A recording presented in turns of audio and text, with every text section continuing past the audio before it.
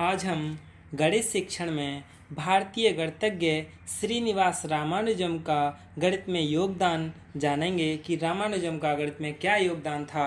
और श्रीनिवास रामानुजम की सबसे पहले हम संक्षिप्त परिचय जान लेते हैं। श्रीनिवास रामानुजम का जन्म 22 दिसंबर 1887 को मद्रास, वर्तमान में तमिलनाडु में है, कि तंजौर जिले में स्थित इरीद नामक छोटे से गांव के एक निर्धन ब्राह्मण परिवार में हुआ था। इनके पिता कपड़े की दुकान पर मुनीम का कार्य करते थे। ये बचपन से ही बहुत मेधावी एवं प्रतिभावान थे। श्रीनिवास रामानुजम बचपन से ही गणित में विशेष रुचि लेते थे। वे अपने दोस्तों तथा साथियों का मनोरंजन गणितीय पहेलियों एवं सूत्रों के द्वारा ही करते रहते थे तथा साथियों और अध्यापकों से गणित के बहुत से सवाल पूछा करते थे। इस प्रकार वे गणित में अत्यधिक रुचि रखते थे। जब वे तीसरी कक्षा में पढ़ते थे, एक दिन उनके गणित के अध्यापक ये पढ़ा रहे थे कि किसी संख्या को उसी संख्या से भाग दिया जाए, यानी जैसे 2 को 2 से भाग दिया जाए तो भजनफल हमेशा 1 आता है। कक्षा के सभी छात्र अध्यापक की बात को चुपचाप सुन रहे थे, लेकिन रामानुजम ने तुरंत खड़े होकर अपने अध्यापक से पूछा कि साहब, क्या यह नियम शून्य के लिए भी लागू होता है?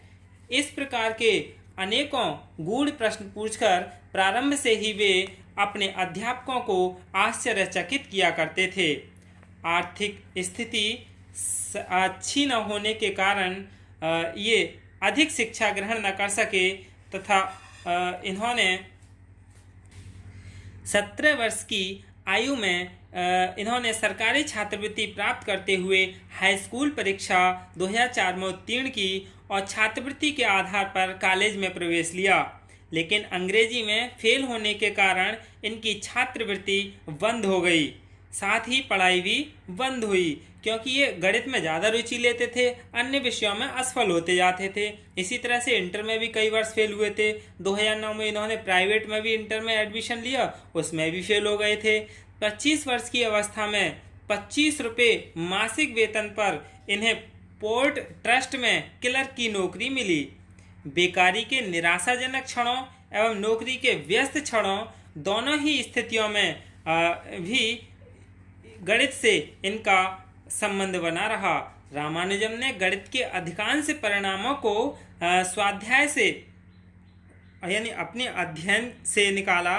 इनका प्रथम लेख गणित शास्त्र संस्था के मुख्य पत्र में प्रकाशित हुआ। इनकी माता का नाम कोमल ताम्मल था, पिता का नाम श्रीनिवास अयंगर यानी कपड़े की दुकान पर मुनीम थे। विवाह इनका 1908 में जानकी नामक कन्या से हुआ था। रामानुजम ने कैम्ब्रिज के प्रोफेसर हार्डी को विनम्र पत्र लिखा और साथ में 120 प्रमेय भी भेजी। इन्हें देखकर प्रोफेसर हार्डी बेहद प्रभावित हुए।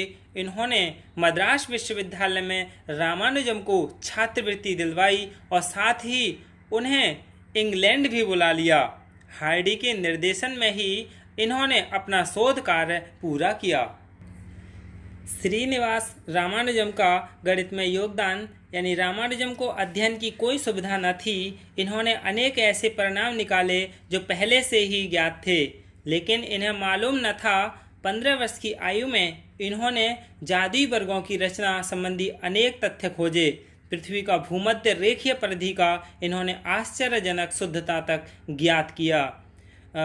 इन्होंने 120 प्रमेय भेजी थी हार्डी के पास। प्रोफेसर हार्डी ने इन 120 में से 15 प्रमेय चुनी जिनमें रामानुजम ने मौलिक कार्य किया था। इनमें से कुछ तो प्रोफेसर हार्डी को भी आश्चर्य में डाल देने वाले थे। उन्होंने कहा था, उन प्रमेयों के संबंध में मैंने पहले कुछ नहीं पढ़ा था। उन पर एक नज़र मात्र डालने से यह आभास हो जाता है कि ये केवल किसी उच्च कोटि के गणितज्ञ द्वारा ही संभव हो सकते हैं। तो रामानुजम ने अपसारी श्रेणी और पराज्यामितीय श्रेणी, सत्य श्रेणी पर कार्य किया। अंक प्रणाली, भिन्नात्मक अवकलन तथा संयुक्त संस्थाओं पर भी इन्होंने विशेष कार्य किया था। बीजगणितीय सूत्र और अपरिमित श्रेणी में इनकी बहुत आश्चर्य से कम नहीं थी। वे उदाहरणों से कठिनतम निष्कर्षों पर पहुंच जाते थे। उनकी स्मरण शक्ति भी आश्चर्यजनक थी। अपनी त्रुटियों को ये स्वयं ही दूर कर लिया करते थे। रामानुजम ने आगमन विधि द्वारा गणित के सभी क्षेत्रों में कार्य किया, जिसके द्वारा वे उदाहरण शुरू करके व्यापक परिणामों तक पहुंच जाते थे। उनकी सबसे बड़ी विशेषता यह थी कि वे हमेशा कार्य में लगे रहते थे। यहाँ तक कि मॉक थीटा फंक्शन, उनका संपूर्ण कार्य, जो मॉक थीटा फंक्शन का जो कार्य था वो अपनी मृत्यु शैया पर किया था, यानी मरने के लिए जा रहे थे तब तक इन्होंने इस काम के लिए किया था। इस प्रकार रामानुजन ने गणित संसार में अपनी विशेष छाप छोड़ी, जिसके कारण इनको भुलाना बहुत ही मुश्किल है। गणित के क्षेत्र में उनका बहुत ही महत्वपूर्ण योगदान है। रामानुजम ने सूत्र भी प्रतिपादित किया था। ये सूत्र जो है, इस सूत्र से दो सबसे प्रसिद्ध नियतांकों पाई और ई का संबंध एक अनंत सतत भिन्न के माध्यम से व्यक्त करता है। रामानुजम ने पाई के लिए एक दूसरा सूत्र भी 1910 में दिया था, यानी पाई बराबर इस तरह का ये सूत्र दिया था।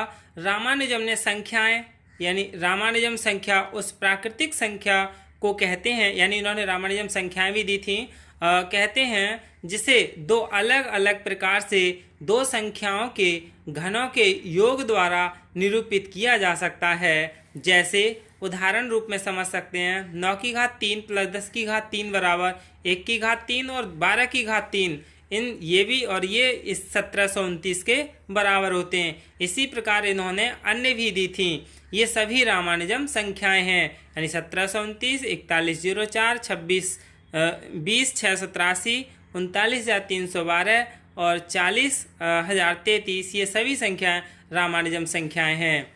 रामानुजम के लिए जो पुरस्कार है, रामानुजम पुरस्कार 32 साल की उम्र के व्यक्ति को दिया जाता है जिसने गणित में उपलब्धि हासिल की हो। इसमें $10,000 दिए जाते हैं, सर्टिफिकेट भी दिया जाता है और एक शील्ड या मेडल भी दिया जाता है। 2019 का रामानुजम पुरस्कार इंग्लैंड के एडम हार्पर को दिया गया था। भारत के 14वें और तत्कालिक प्रधानमंत्री मनमोहन सिंह ने 26 फरवरी 2012 को मद्रास विवि में भारतीय गणितज्ञ श्रीनिवास रामानुजम, यानी जो 22 दिसंबर 1887 के जन्म की 125वीं वर्षगांठ के समारोह के दौरान 22 दिसंबर को राष्ट्रीय गणित दिवस मनाए जाने की घोषणा की थी। तभी से 22 दिसंबर को प्रत्येक वर्ष गणित दिवस के रूप में मनाया जाता है। लेकिन भारत का यह महान गणितज्ञ 26 अप्रैल 1920 को 32 वर्ष की अल्पायु में ही ईश्वर को प्यारे हो गए। 1987-88 में देश में उसकी जन्म शताब्दी बड़े सम्मान के साथ मनाई गई। उनके कार्यों पर नए सिरे से शोध और अन्वेषण किए जा रहे हैं ताकि भारत माँ का इस सपूत पर और अधिक गौरव कर सकें। गणित संसार इन्हें कभी नहीं भुला सकता। धन्यवाद।